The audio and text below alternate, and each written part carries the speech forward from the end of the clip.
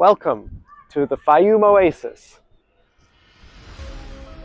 Far out in the middle of the deserts of Egypt, toward Libya, nestled away, emerges a paradise, the Oasis of Fayoum.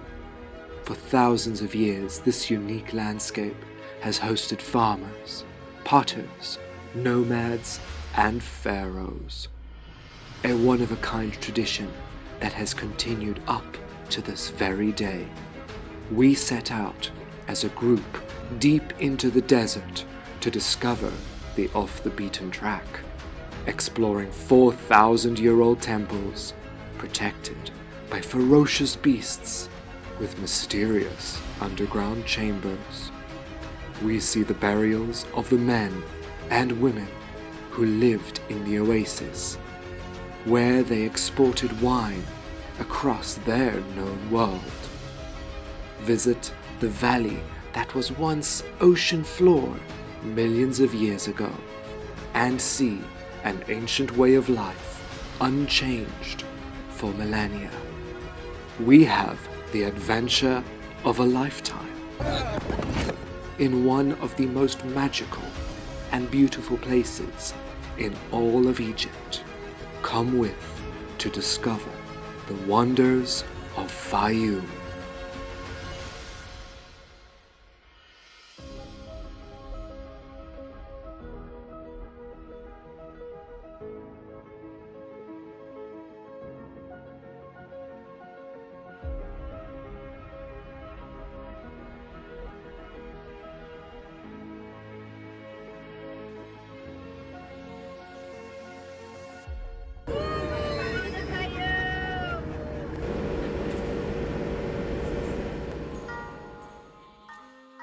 In under 3 hours, setting off from Cairo, we leave the chaos behind. The desert begins to fade, and out of nowhere, the sea-like waters of Fayoum appear.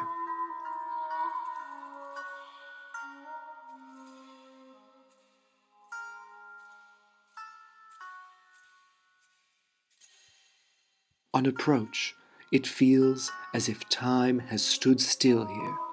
Farmers near their personal canals, and Riyadh-style villas. What better place for the group to start their writing retreat?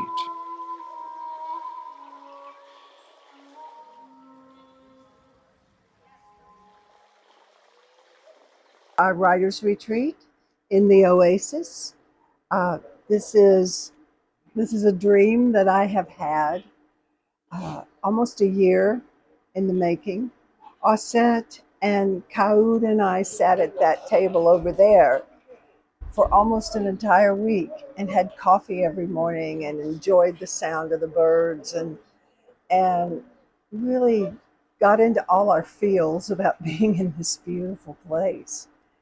And I said, oh, this is just like a place I would love to bring writers here, because I just want to go and sit and write in all this beauty. And so here you are. What is the food of your life? What is the food of your life? And to simply write on it. Don't stop to try to be poetic or interesting. Just keep your hand moving and say whatever comes out. All right, so Normandy, I'm not very good at expressing my feelings. I don't really like to share until something is finished or perfect. So how do I just start writing? I mean... Okay, you put your pen on the paper. Okay. And a lot of times we get stuck because we don't know what to say. Like self-conscious. And yes, when you're self-conscious. So you can just write the word nothing, nothing, nothing until something comes out. Yeah. Or you could repeat a line like the food of my life, the food, the food, the food of my life, and then something else will come out. Okay. Sometimes you can make it into a question, like, what is the food of my life? And sometimes that's easier to answer. Okay. Instead of making it a statement. Okay. Okay? Okay. And do we have to share? No, you do not have to share. Okay. You do not have to share. This is for you. Okay. I'll try. Normandy often encourages self-exploration, something that can be quite personal. So, we won't be hearing what the group shares. Everything on this journey is destined, though unplanned. What you call my madness is the food of my life. The silvered mesh between the worlds doesn't really exist for me. I never go over. It is easy. I am already there. It is easy like parting a sheen of water, an animal floating in arcs of color. How familiar they are, these inner musics, these currents of desire. It is the other part that is difficult, the coming back, the not being able to tell.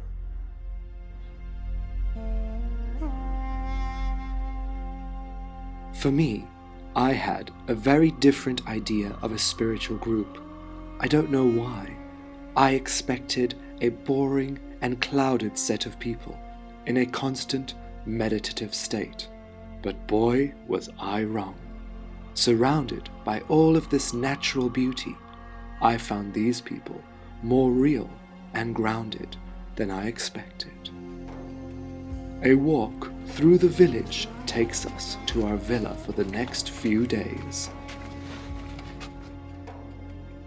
The roughly bricked walls and homes with livestock dotted in their special paddocks, and the vistas from the balcony transports one back in time.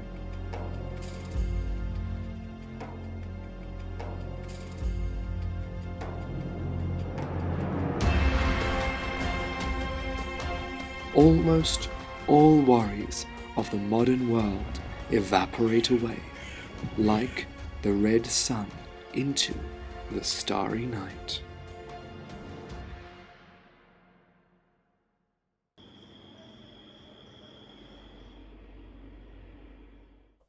So, we have rented a private villa here in the Fayoum, but being the gentleman that I am, we don't have enough bedrooms, so I've decided, well, that I'm going to sleep on the couch.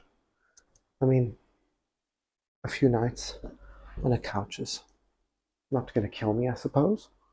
So, yeah, this is my bedroom slash everybody else's living room. So, yeah, that's not that bad. I think it's lovely. I can open the door. We have a mosquito net, and I can just listen to the sounds of the Fayoum at night. It's lovely. So, if you don't mind,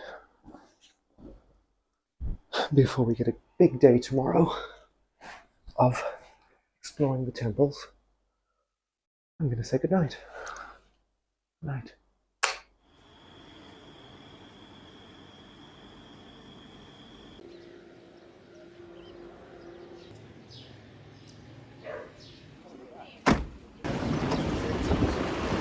So today we are going to visit Madi City.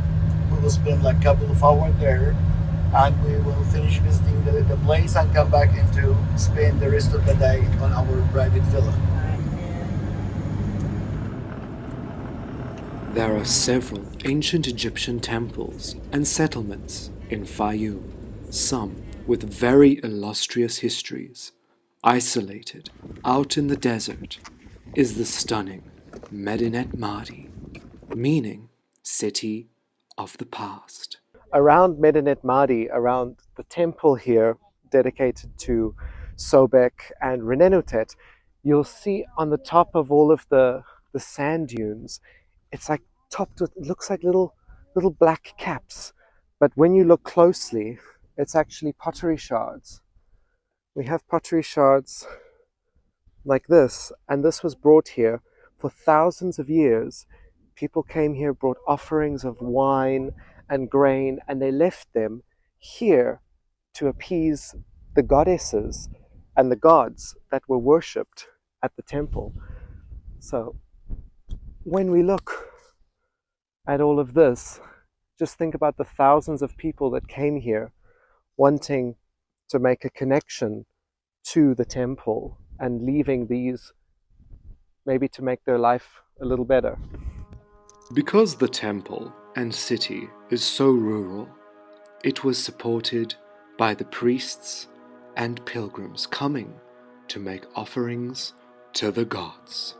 The pilgrimage would have led them down the stairs, being greeted by ferocious guardians, the avenue of lion sphinxes. If we venture to the museum in Cairo, more of Medinet Mahdi's past can be revealed. For you see, pharaohs spanning thousands of years would have housed a group of special women here, women whose role was to pleasure the pharaoh, the harem of the kings. Specially selected women, sometimes handed down from mother to daughter, lived out in Fayoum. These women were always unique and beautiful. They were treated well by the pharaoh, who expected certain entertainment back as gratitude. One pharaoh in particular is well documented for his visits to the harem in Fayoum. This pharaoh built several temples in Fayoum, where he planned to further cultivate the oasis. Pharaoh Amenemhat III. He placed several statues of himself at these sacred sites. He even built a pyramid in Fayoum, capped with an exquisite pyramidion made from meteoric stone. These strange-looking sphinxes were made for Amenemhat and placed in Fayoum. Later, adapted for several kings, Ramses, Merenptah, and Susanes. Amenemhat inherited a peaceful Egypt after his father had conquered Nubia. With a full beard, thick wig, and interesting features, this Fayoum statue of Amenemhat shows the pharaoh as a high priest. He developed the Fayoum more than any predecessor, creating large canals to nourish the outer oasis. Amenemhat's successor and son died very young, leaving Amenemhat's daughter, Sobek Neferu, to become a female pharaoh 350 years before the incomparable Hatshepsut. Strolling down the Sphinx Avenue is truly a journey through time, passing numerous lion sphinxes dating from 1800 BC to 200 AD, from Egyptian to Greek and Roman. Beyond the first set of lions, you enter a Ptolemaic period temple from 300 BC, with its many columns and a central altar dedicated to the goddess Isis. Once closed up by limestone bricks, however, this site was not for Isis. This temple is dedicated to Renunet, and she is a snake goddess. Most goddesses are snakes. In the hieroglyphs, Isis is drawn as a snake, Nephthys is drawn as a snake, Mut is drawn as a snake, and so is Renunet. And in their snake forms, they are protectors. Thus, we have so many lions as part of this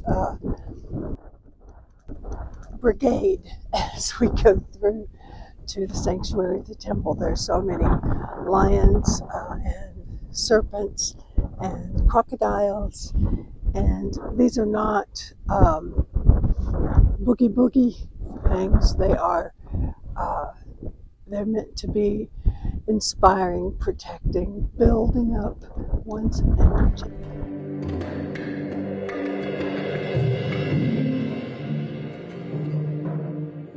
Further down the avenue, you enter a small secondary temple in undecorated Old Kingdom style, possibly repurposed as a storage for offerings from pilgrims.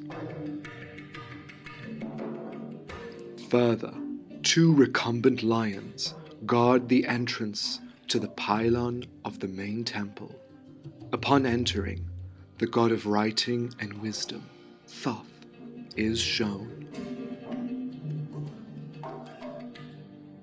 The inner Middle Kingdom relief shows the goddess of the site, Renenutet, suckling a child on her lap, protected by the vulture neckbit with a pharaoh offering to them.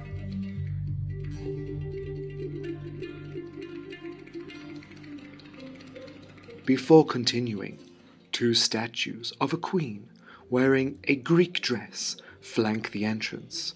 She is Ptolemaic queen Arsinoe, who had a large following here after her death.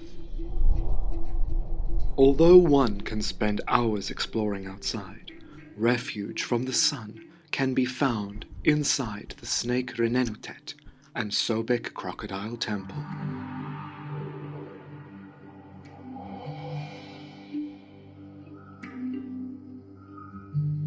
This is the temple here at Medinet Madi, which is dedicated to Renenutet and Sobek. What's interesting is, on the columns, we have the name of Amunimhat III, the father of Sobek Neferu. We have a little cartouche of Sobek Neferu over here, which I'll show to you in a second. But this temple has such a vast history, started in the 12th dynasty by Sobek Neferu and her father. But we have a scene inside here of Ramses II. We see Ramses II in the middle, with the god Sobek on the side, the god Anubis on the other side, and they're pouring out these beautiful ankh shapes, which are symbolic for water, holy water, purification water.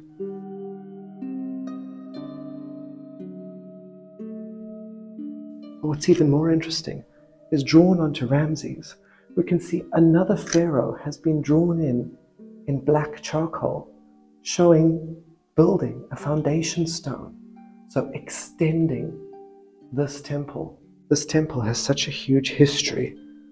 We have Thutmose and Hatshepsut, and this went on all the way into the Roman period.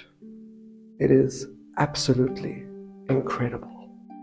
The expansion of the temple from various kings was to appease Renenutet for a bountiful harvest, and Sobek for the continuation of flowing water.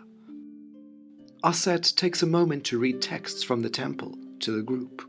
As many wish to have offspring of children praying to you, they acquire the blessing of children. Persuading the golden Nile, you lead down an appropriate time upon the land of Egypt as blessing for men.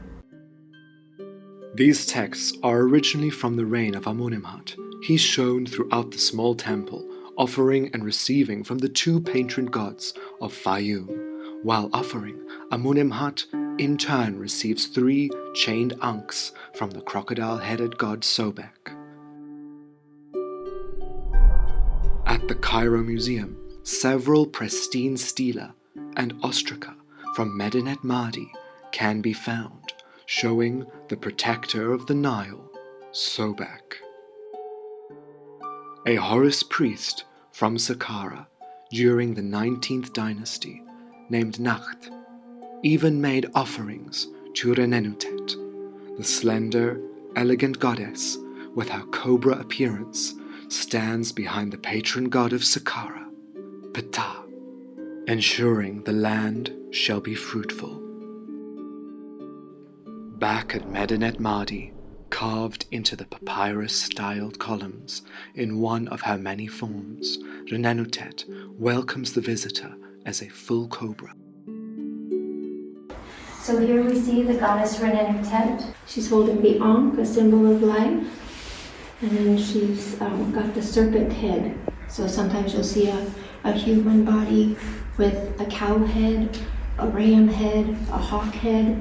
This is her with her serpent head. Inside, her name appears very clearly, starting from above, from the mouth for R, the 2 water signs for N, the quail U, and 2 loaves of bread for the double T sound, Renenutet.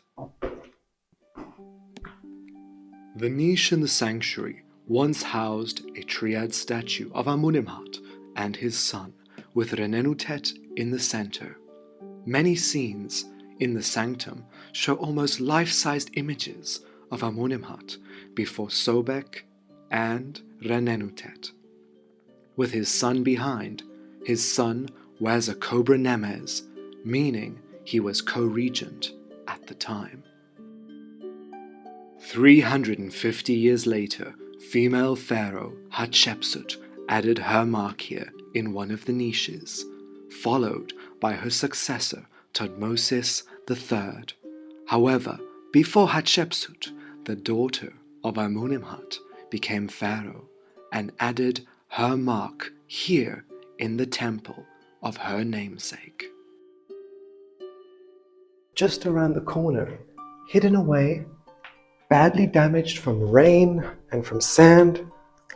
If I climb up here, we have the cartouche of the possible first ever female pharaoh, Sobek Neferu. We see the 3 Nefers and the Sobek symbol at the bottom. Sobek Neferu, the great female pharaoh that ruled on behalf of her younger brother. As a pharaoh, she was named a pharaoh. This is one of the only remnants that we have of this obscure queen.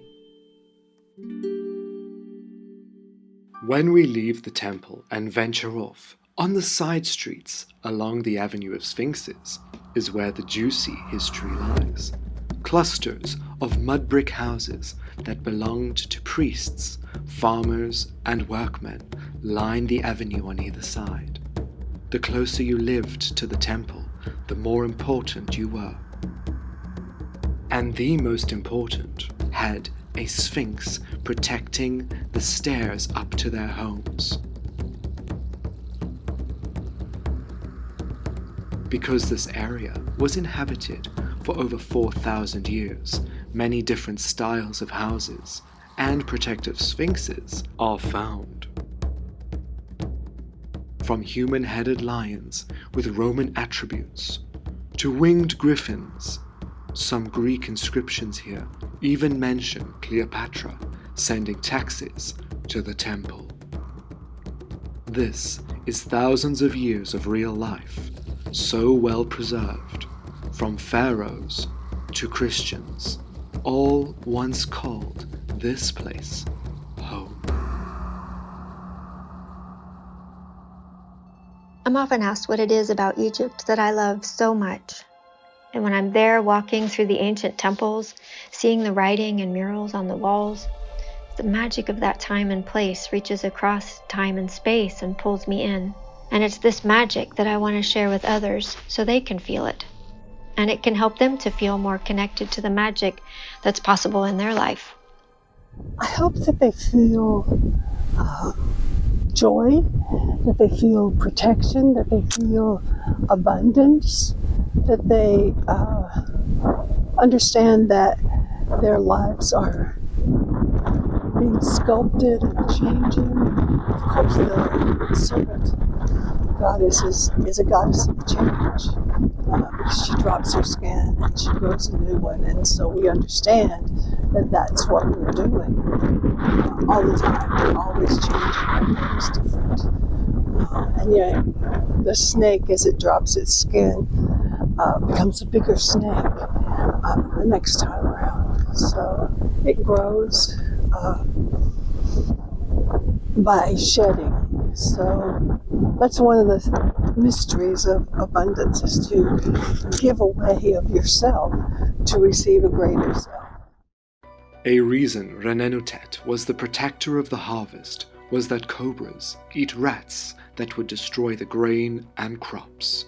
Within the priests' homes, thousands of ostraca texts were discovered. Written in Greek and Demotic, they reveal daily life, personal horoscopes, school registers, and corruption. A Ptolemaic priest named Phatres wrote several letters exposing how the temple was misusing offerings and that the temple college was showing signs of cult-related misconduct. A smaller building, protected by Isis, was where 2 large votive mummified crocodiles were stored, slotted into these shrines as a way to keep Sobek's power contained. Around them, young crocodiles were incubated and reared, with over 30 crocodile eggs found around this structure. Some texts even reveal that priests were selling inferior mummified crocodiles to pilgrims. I've been told that in here is a high official's home, and it's meant to be pretty spectacular. So, oh my God. Wow. The frescoes are just, oh my God. It's so beautiful. Roman period frescoes. The history here is just so vast. You can see here the high official's house, pretty much like you get in a Roman house, Pompeii, wherever else, marked by these huge ornate columns that were carved to show the status of the person.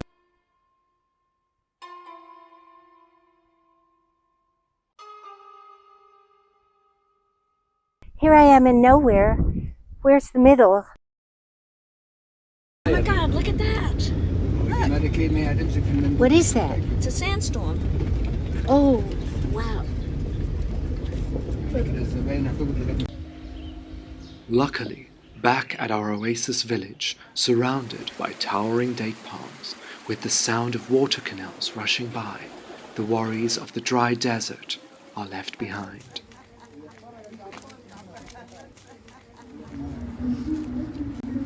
We're doing something now. It's very dangerous. For me, that is. We're going shopping. Our group takes some time to admire the local craft of beautiful handmade ceramics. They're also pretty. It's hard to pick. That's cute.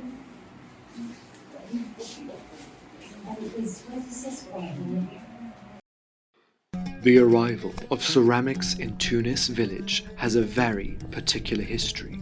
Although the ancient Egyptians were famous for pottery, a Swiss woman would arrive here and revitalize the craft of Tunis. She even has the main street named after her, Evelyn Porret. She visited Fayoum in the 60s with her father. Later, in the 80s, she moved here, marrying famous Egyptian composer Sayed Hagab. Evelyn had a love unlike any other for Fayoum, starting a pottery school in Tunis to teach the people how to make a living from pottery, named the Patar Association.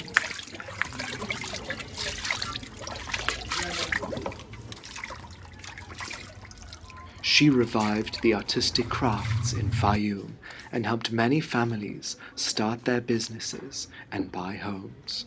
As we passed by a former student of Evelyn, he invited us to show us his workshop at the back of his family home. He kindly walked us through the process, the glazing and firing of his creations at 1,200 degrees. Yes, you can really feel the heat.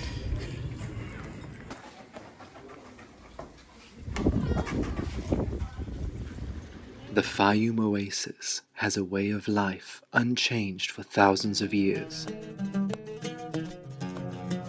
This area, with its fertile soil, created a unique landscape for isolated locals to carve out a profitable living. Back in Cairo, at the Egyptian Museum, are some of the most precious treasures, some more exquisite than those of a pharaoh.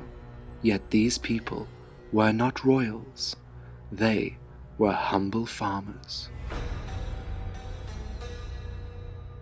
Inlaid with precious stones, these types of death masks placed over the mummy indicates a wealthy upper-class person.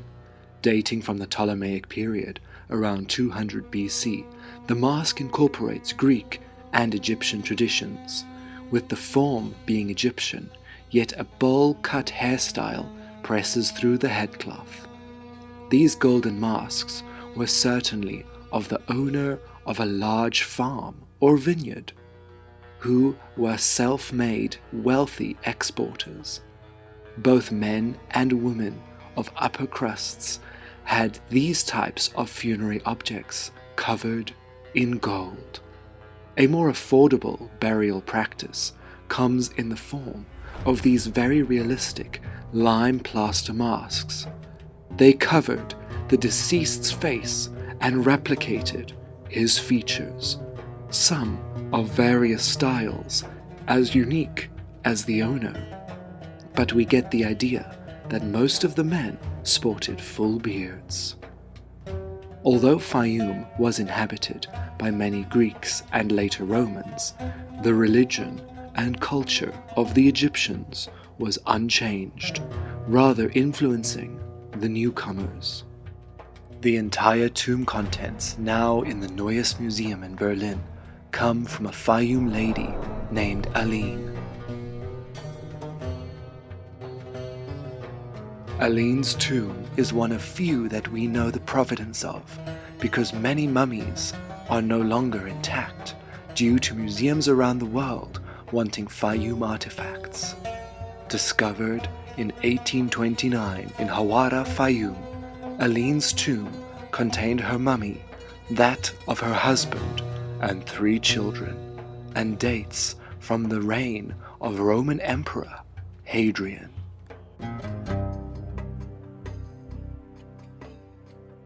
Back in Cairo, a Fayoum portrait controversially known as the Two Brothers shows a different form of burial practice.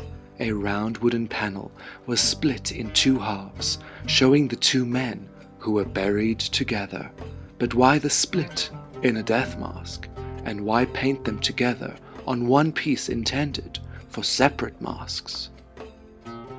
The brothers' burial helped solve the mystery of the Fayoum mummy portraits. Not all funerary objects were made just to enjoy in the next life, not just to accompany the deceased. This faceless mummy once contained a mummy portrait. Although beautifully wrapped, some, like this wealthy woman, had her mummy gilded entirely in gold, with inlaid precious gemstones, and slotted in was her lifelike mummy portrait.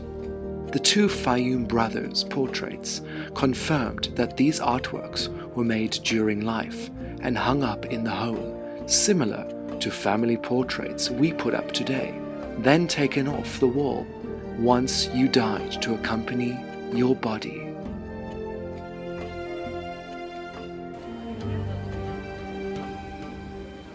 Many museums around the world were in a frenzy for Fayoum portraits in the 1800s.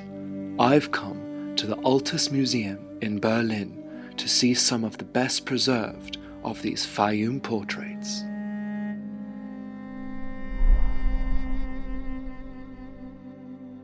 These treasures from the Oasis allow us to see the most lifelike depictions of the ancient people of Egypt.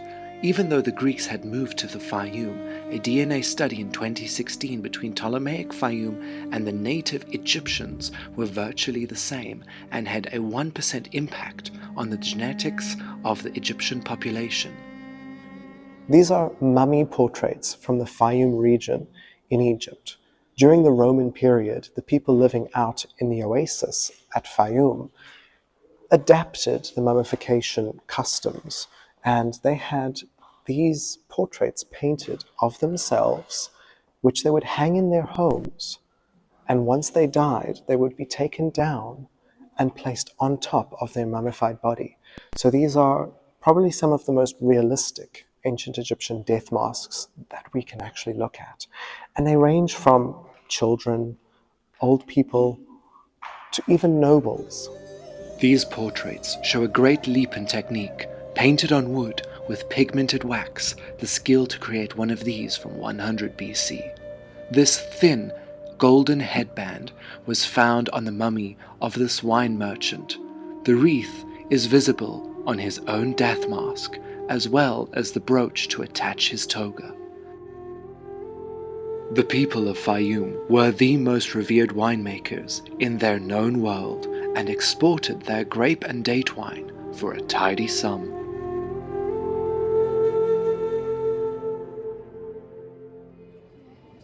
Take a glass. Whoa.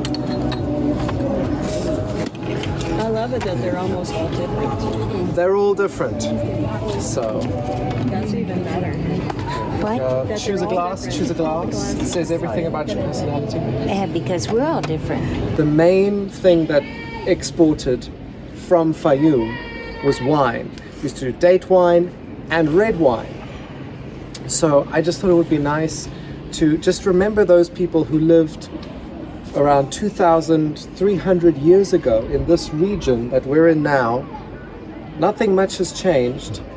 So to remember the winemakers of Fayoum, let's have a little bit of red Egyptian wine and have a little toast to them. What do you think? Absolutely. Yes. Okay. And may they join us. Yes, they'll be here. The spirits of those that... They're watching us. So we'll just have a little. Just a little toast to. Just don't waste it. Okay. Just ahead, to, wait, you go know, we ahead, just Liz. got to remember these There you go, Egyptians. thank There we you. go. Normandy. Thank you. Okay. Elaine. Ashley. Jasmine. And Curtis. Last but not least. To the Fayoum winemakers from the past. Winemakers from the past. Cheers, and to all of you. And to all of us. In the eyes, in the eyes. In Cheers. the eyes, in the eyes. Cheers. Let's do it in the eyes. In the eyes. Cheers. Cheers. Cheers. Did I get you? I don't know. Cheers. Okay. Cheers, everyone. Cheers, everyone. Wow, that's going to keep. Okay.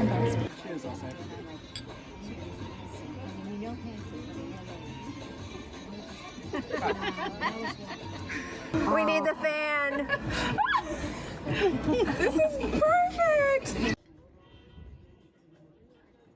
What I want us to do is to take a line from Hafiz that runs in your head when you hear this, and then just keep riffing on it for yourself. A bow rises each night and shoots your soul into God. Behold the beautiful one from the vantage point of love. He is conducting the affairs of the whole universe.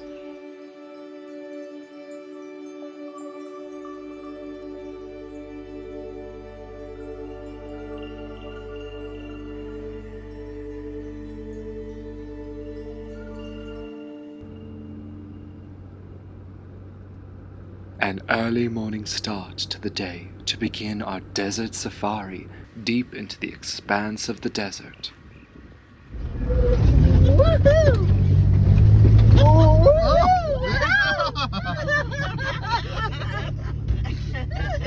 goes the chair. Yep.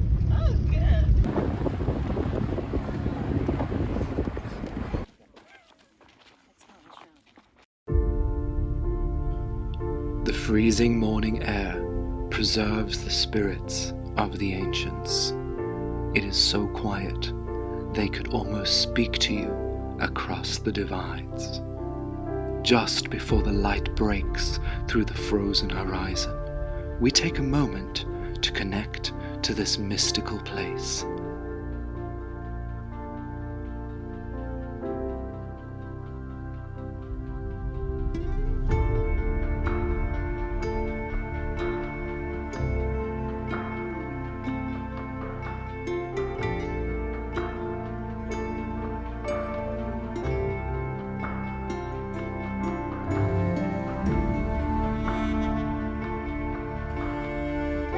Then, suddenly, the morning is made even more special by the red, rising sun illuminating this magical place.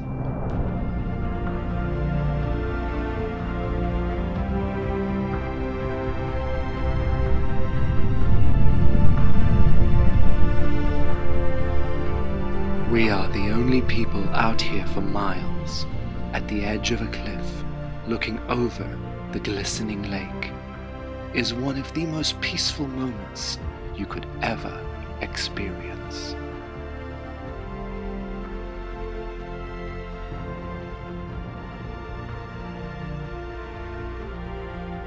Pour yourself out like a fountain.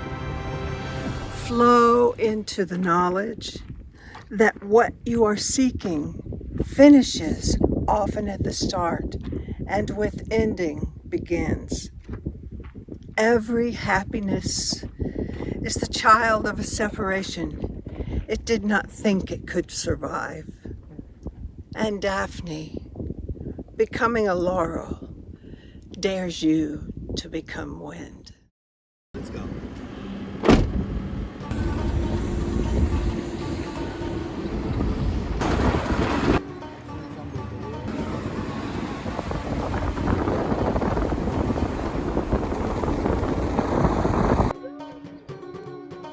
We arrive at the site that is well known for ancient Coptic Christians coming to visit, believed to have healing properties in the water, now simply known as the Magic Lake.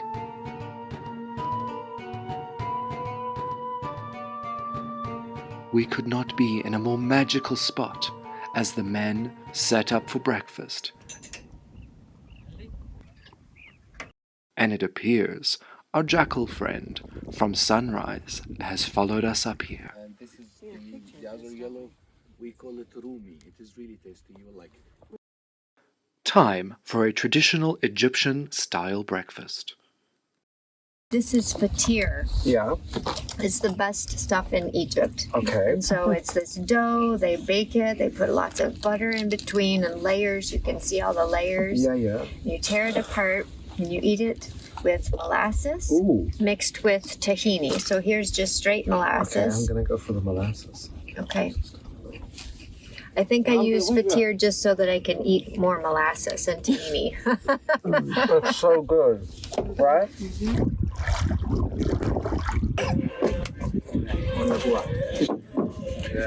Mind your steps, guys.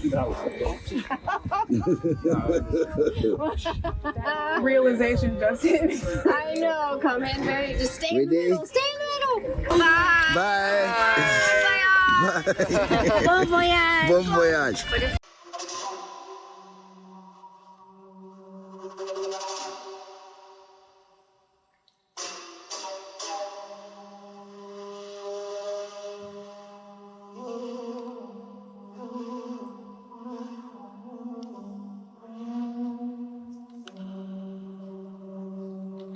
Ooh, look how emerald green the water is, Beautiful. isn't it? Yeah. Against the gold of the sand. Oh yeah. Yeah. Isn't this just beautiful, everyone? Yeah.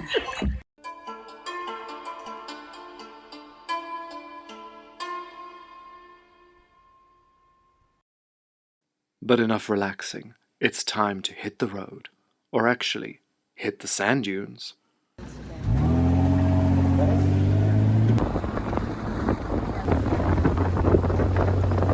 Alright, hold on. We ready? But to what?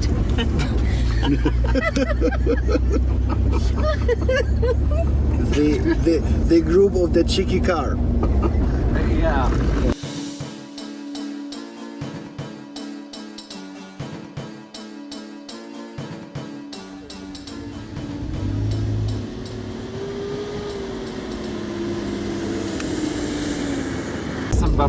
up here. Oh, goody.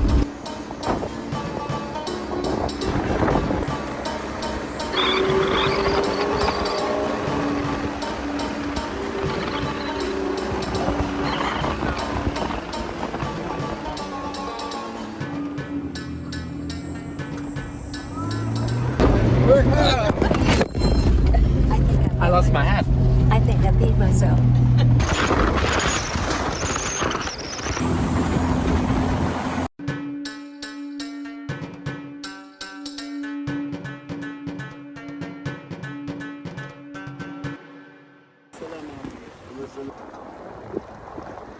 After that thrilling adventure, we reach our next stop, Wadi al-Hitan, the Valley of the Whales.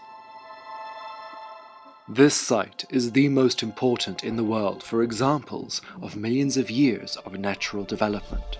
Once totally under the sea, many fossils of now extinct species were discovered, including the oldest examples of whales, some such as the Zeglodonts, a land-going whale that was forced to adapt to the water due to climate change 55 million years ago.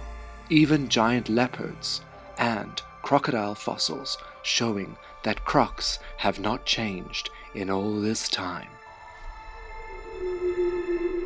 Because it was under the sea, the currents have formed beautiful landscapes.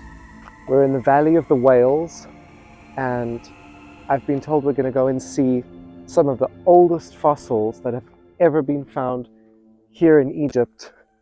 55 million years or something like that of whales. I just can't wait. It's going to be incredible.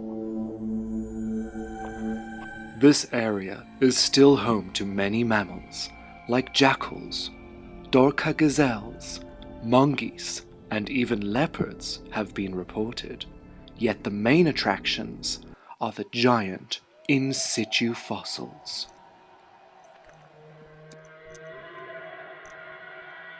The Valley of the Whales and the deserts in general are places that make me feel like I'm finally in a place that's big enough to hold my spirit as I expand.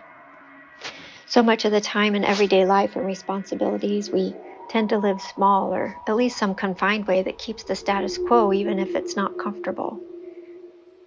But here under the big sky, where the sun shines and the wind blows across the miles and miles of sand, it's a place where you can breathe. And you can breathe and unfold and find a whole new you that feels whole.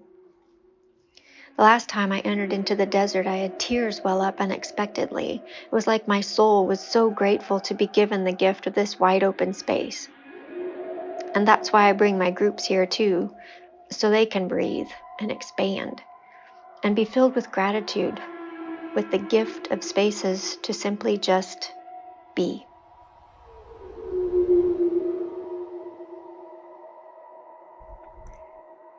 This place is so huge. Look how big this whale is. It's one of my favorite places on Earth.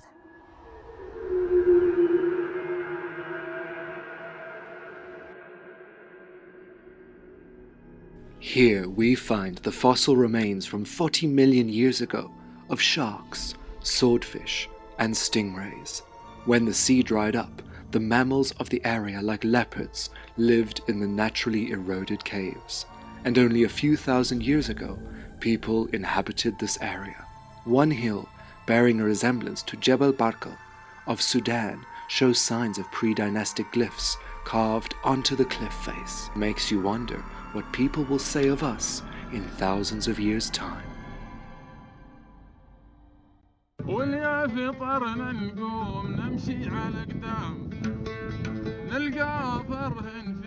Our final ancient Egyptian site in the Oasis, located just 5 kilometers out of Tunis village. It is known as the Palace of Karun. A temple built in the 12th dynasty by Amunimhat and continued by his daughter, the female pharaoh from the 12th dynasty, Sobek Neferu. Almost nothing remains of this 12th dynasty temple. The new temple was built over the foundations of the old temple in 300 BC. and only one god is depicted here. Here at this temple of Sobek, Sobek is a crocodile god known in the Fayoum area. He was a god of war and protection for the pharaoh, and he was mentioned as early as the pyramid text, which we find in the 5th dynasty pyramids of Unas out at Saqqara. So he then later became part of the coffin texts as well, and later the Book of the Dead. The temple may seem small from outside, but inside it is enormous and hides many nooks and crannies. Each massive doorway is topped with 32 rearing stone cobras above a winged sun disk. Passing through the entrance hall, the beige walls are contrasted with the soot-blackened ceilings, damaged in more modern times when families lived in here. To the sides are several small chambers leading off to the side and that turn around corners. While looking for clues, be aware of the bats who have made this their home. We are the intruders.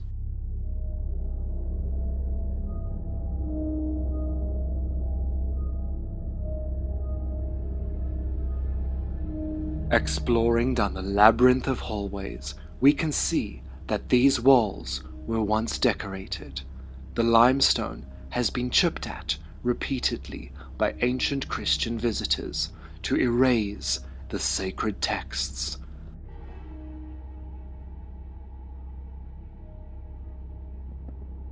Much of this temple is a mystery, with several pits dug meters down. What was their purpose? Water lines lead us to suspect that they were pools that probably contained crocodiles, connecting Sobek, the energy of the crocodile, to this place. As one crosses over the walkway, intact, you transport your imagination back to the priests coming here to the inner sanctum. A bridge over a 2-floor-deep pit crosses over to the 3 niches that contain 3 statues of Sobek.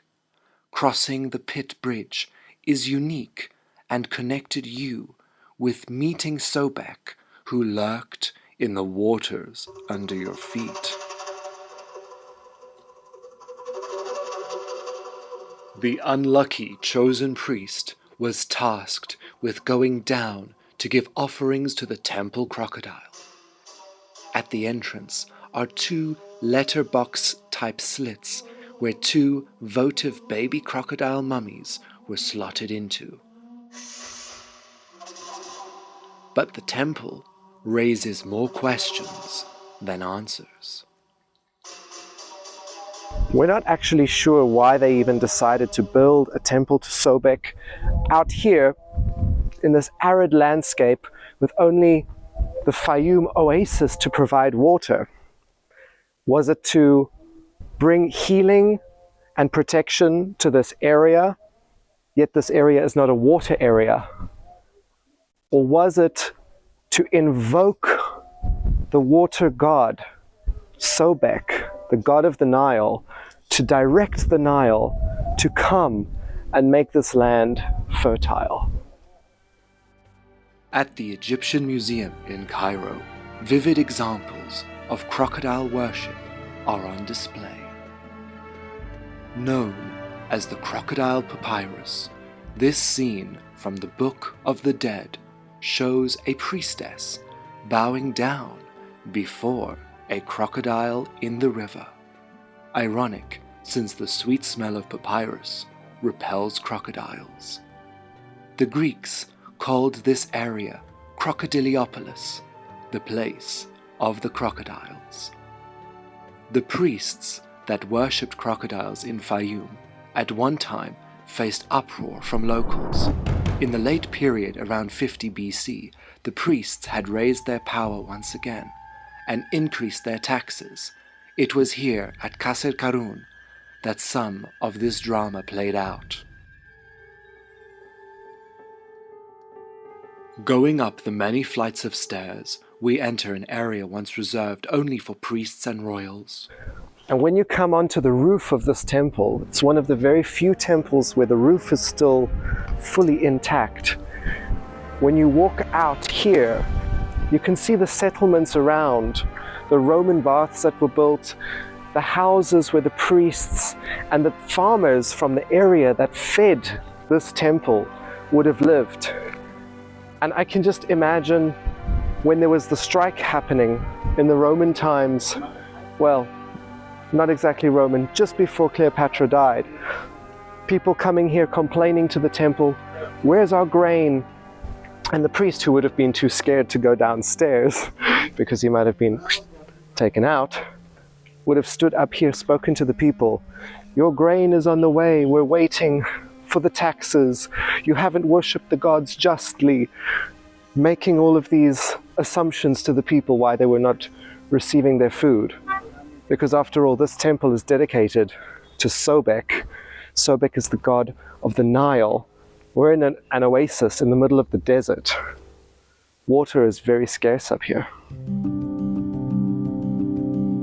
After the death of Cleopatra in 30 BC, Egypt was under Roman rule. Qasr Qarun became a hotspot for Romans posing as Egyptians.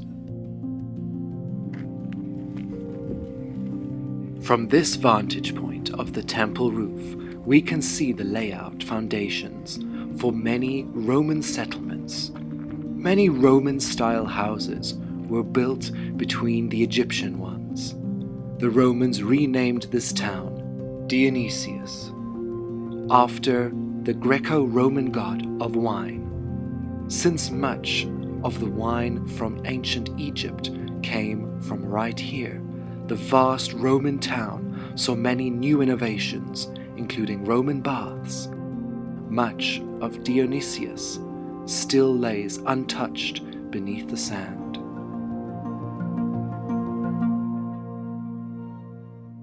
In a room that was once covered, now bathed in sunlight, is the only inscription still remaining. With his human body wearing a feathered skirt, holding a was scepter, appearing with a crocodile head, is Sobek, near a slit for sunlight, connecting him to Ra.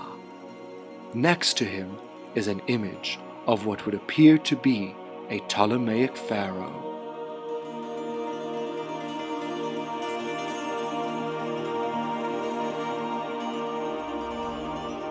The upper part of the temple is dotted with strange chambers that no one knows the exact functions of. Were these housing for priests, treasury or storage rooms, or was this where they would mummify the sacred temple crocodiles? One chamber even has a drainage canal with a hole cut in the middle. Were the priests bathed here, or baby crocodiles raised here? All we know is that water could come through the gutter into the chamber and down to the mysterious caverns below.